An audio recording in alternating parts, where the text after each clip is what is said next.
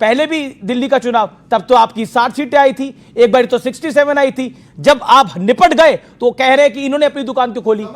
हाँ देखिए भाई, किसी ये तो अपनी दुकान खोलेंगे ना। अब आपका माल कम बिके या ज्यादा बिके, नहीं आपके तो 7 सांसद ही मैं पता नहीं कहां निकल गए। तहसीन भाई से सहमत हूं, कांग्रेस चुनाव लड़नी चाहिए, लेकिन राहुल गांधी को भाजपा प्रचार नहीं करना चाहिए। अच्छा। क्या बोला कि टीएमसी हार रही है, भाजपा जीत रहा है, तो नहीं बोला भाजपा हार रही है, टीएमसी जीत रहा है। अपनी बात करो, अपनी प्रचार करो, सबको राइट है। दूसरी बात जो आप कह रहे थे, देखिए आपने कहा कि ममता दीदी क्यों गई स्ट्रांग रूम में। मुझे लगता है कि आज इस देश का इलेक्शन कमीशन बायस्ड है। आप किसी भी समझ जितना सर्वे करा लीजिए वो कह देगा, या ये बड़ा चुनौती भी है कि आज देश के इंडिपेंडेंट एजेंसी पे जो पॉलिटिक्स के स्टेक होल्डर का भरोसा नहीं है, तो गड़बड़ी हो सकती है। शिकायतें आई, मैं भी चुनाव लड़ा हूं और मैं 3 बार चौथी बार का विधायक हूं।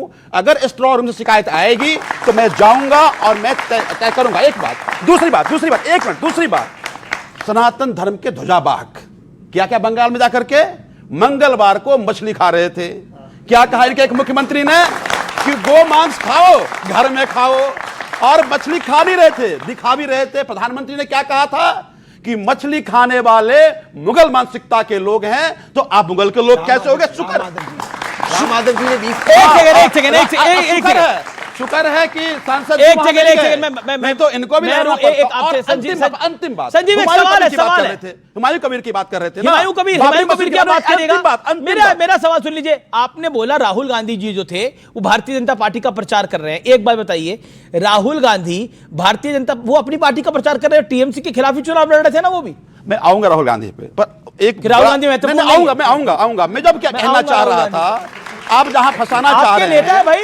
मैं देखिए, पंजाब में आप लोगों का अलायंस होने वाला है। दिल्ली में देखा, पंजाब में आप लोगों का अलायंस होने वाला है। दिल्ली में देखा कि किस तरह से कांग्रेस आम आदमी पार्टी को हराई, बंगाल में जाकर के टीएमसी को हरा रही है। लेकिन हुमायूं कबीर की बात थी।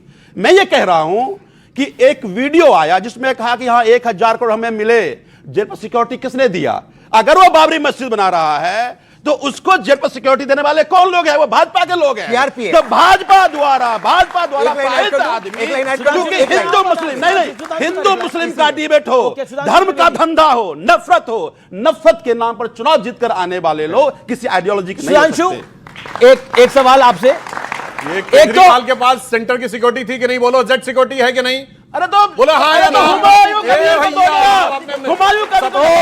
बनाने की बात कर रहा है। अगर वो मुलायम सिंह पे सिक्योरिटी थी कि नहीं? मायावती पे सिक्योरिटी है कि नहीं?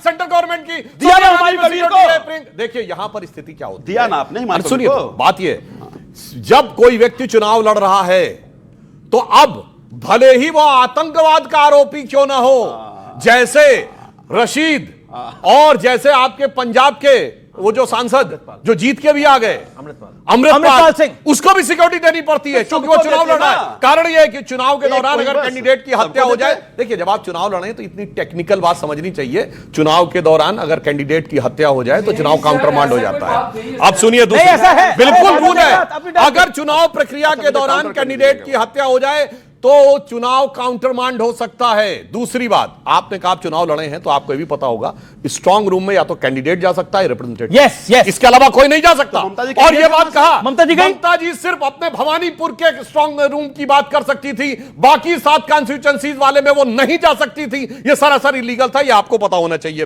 दूसरी बात, इन्होंने कहा वहां पे आकर कांग्रेस को हराया, तो ये बताइए जब ये कांग्रेस से गठबंधन में थे, इन्होंने छत्तीसगढ़ में जाके कहा भूपेश बघेल भारत के सबसे भ्रष्ट मुख्यमंत्री हैं, तो किसकी मदद कर रहे थे? सरकार तो हमारी आई नहीं, कांग्रेस के साथ थे आप, कांग्रेस के साथ थे आप ना।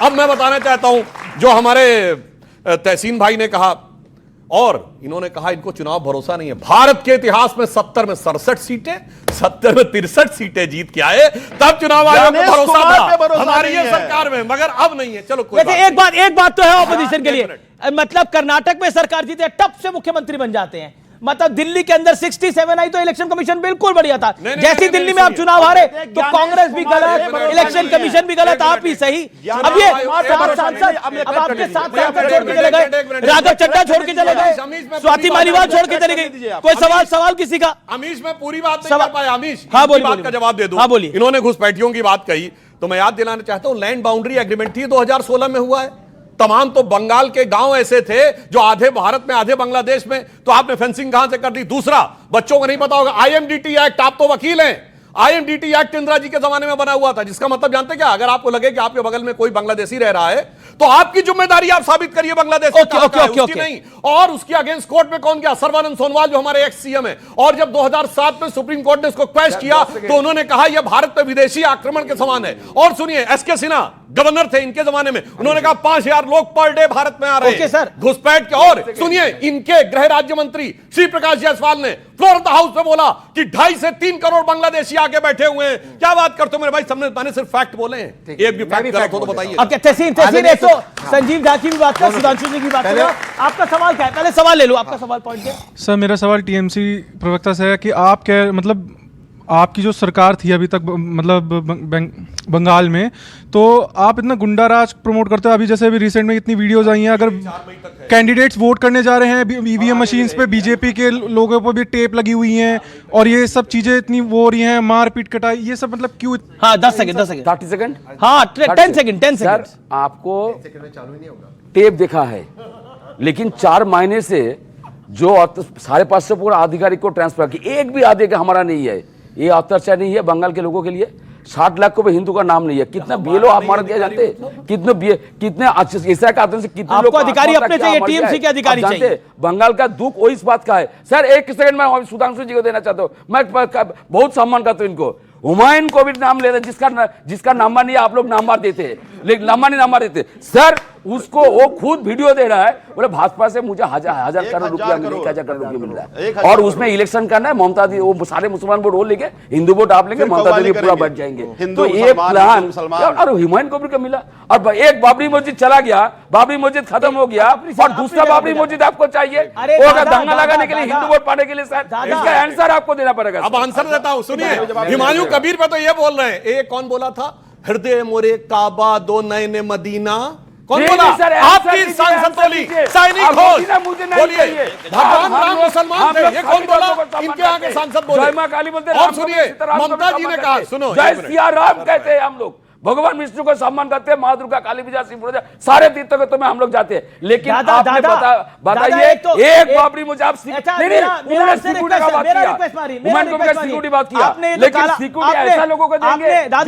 अरे आप शांत, आपने जो काला चश्मा डाला है ये निकालिए पहले, क्योंकि काला चश्मे के हटाएंगे तो बिल्कुल क्लैरिटी से दिखाई देगा आपको सब। नहीं काला नहीं है, डे नाइट है। अब रुकिए, अमित जी जवाब काला नहीं है, डे नाइट है। हरा चश्मा नहीं, सब पार्टियों के हरा चश्मा लगा हुआ। ओके तहसीन की बात, और इसलिए हरा ही हरा दिखता है। तहसीन कांग्रेस मतलब उन्होंने राहुल